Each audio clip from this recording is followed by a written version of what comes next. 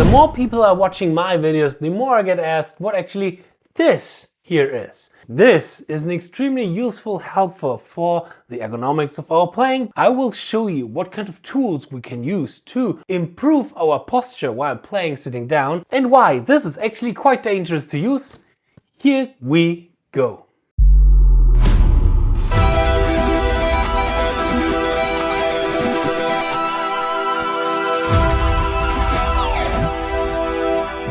Hey guitar champion, what's going on? I'm 𝗗𝙗𝙦𝙦𝗚𝙨, back from my practice dojo.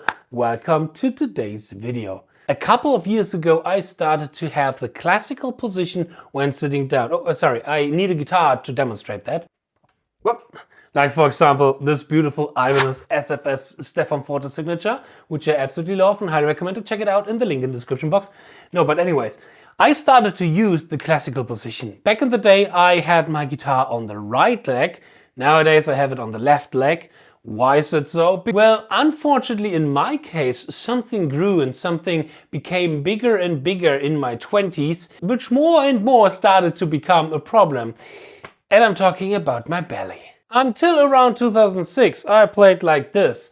But at a certain point I couldn't reach the higher frets anymore because, yeah, this stupid thing. So I changed the way I have the guitar while sitting down to this. Now I'm fully able to have the full access into the 24th and 22nd fret. And yes, I know there's something that I can do against this thing here, and I'm working on it. I'm working on it. But another problem that I often see when people have the guitar on the right leg is that the shoulder starts to do something like this, for example, lifting while the other shoulder is going down, which is, biomechanically speaking, not a really perfect situation.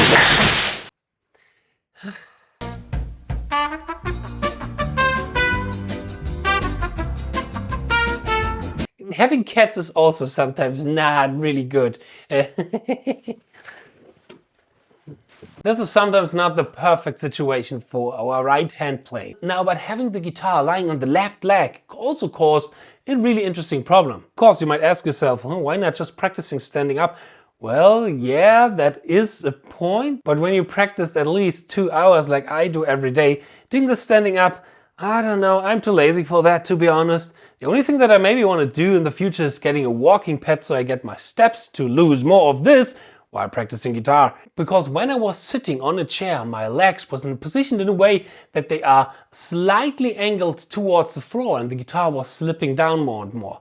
So the first thing that I got, because I saw that from classical musicians, was these things here. But I don't really recommend using them anymore. They are a little bit outdated. Why is it so? Because first of all, I gained after years some heavy ass back problems. Because while having one leg lifted and the other one not, caused shortness in my nerves in my back, which caused some really terrible back problems. But after watching some videos of my good friend 𝙗𝙙𝙢𝙢𝙢𝙢, I got one of these. A pillow where I don't have to lift one of my legs. I can have both legs on the same position to the floor and have this to increase a little bit the guitar in an angle where it seems to be better for my playing. It seems to be better. There is a specific situation where this can absolutely damage your left hand playing. If you are more familiar to this channel, you maybe have recognized I've used these things in the past.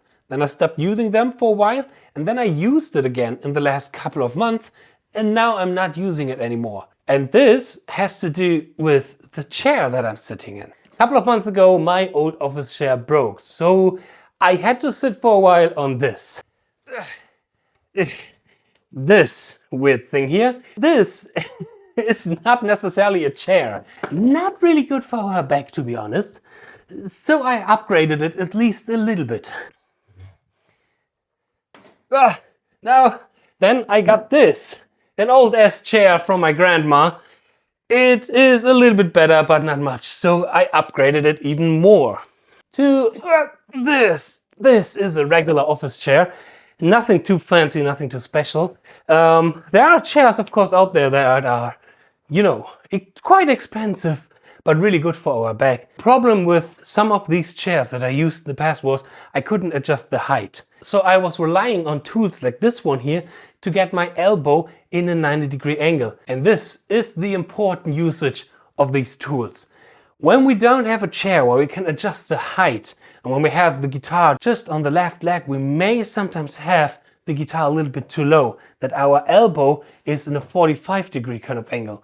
These tools, they can help to have our elbow in a beautiful 90-degree angle. But when we have a chair where we can adjust the height, like in this chair here, where I have my legs kinda a little bit, not really parallel to the floor, but slightly in an off angle. What is happening while using these things is I start to have my elbow way too high and way too much angled like this. And this is against my biomechanical rule, the AUCE rule, avoiding unnecessary consumption of energy. Because what is happening when we don't have our elbow aligned in a 90-degree angle is that we passively activate the triceps or the biceps. Activating those muscles passively can lead to the signal that we want to send from our brain to the muscles that are necessary to move our fingers gets distorted by the activation of other muscles. And I felt that when I was in my old office chair where I could adjust the height and I was using these things, I felt a lot of tension in my left hand, especially with pull-offs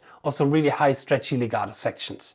As soon as I took this away and had my elbow again aligned in a 90-degree angle where I don't unnecessarily activate either the triceps or the biceps, so many things were so much more fluent. You can try that out for yourself if you like. For example, take your left hand, move your fingers as fast as possible with the elbow being in a 90-degree angle, and then go into this kind of a degree and see how certain things start to tighten up here in that area. Or the other way around, go like this and see how certain things are starting to tighten up here, and how it all distorts the endurance and the flexibility of our left hand. So what I want to say about these kind of tools that can help us with the posture on the guitar while sitting down is we only need them if we don't have a chance from our sitting position to have the elbows aligned in a 90-degree angle. As soon as this is the case, that we can have the guitar aligned to us in a 90-degree angle, we don't need them. We don't need the guitar to be like this, because with this we can harm more damage into the endurance of our left hand instead of having the guitar like this.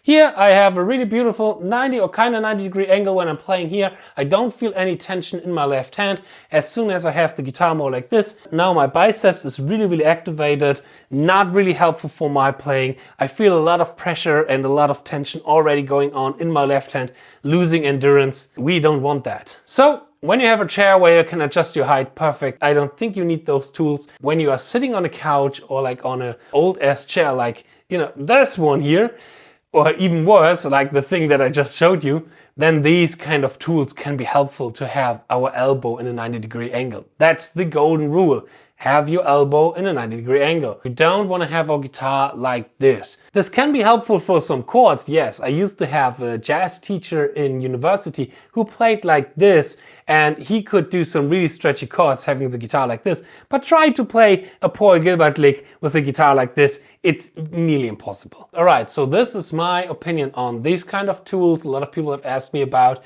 Go check them out on the link in the description box. There you can find more about these tools. It's always good to have them on your side. For example, when you are sitting on a couch or you're not really in an office chair or something like that, then it can be quite helpful, again, to have your elbow in a 90-degree angle. If not, we don't need them.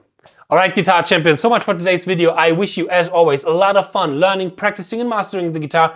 I hope you liked this little video. I hope you're going to subscribe if you haven't yet. Leave a nice comment, leave a like, and I hope I'm going to see you in my next video. Cheers and power your progress. Bye.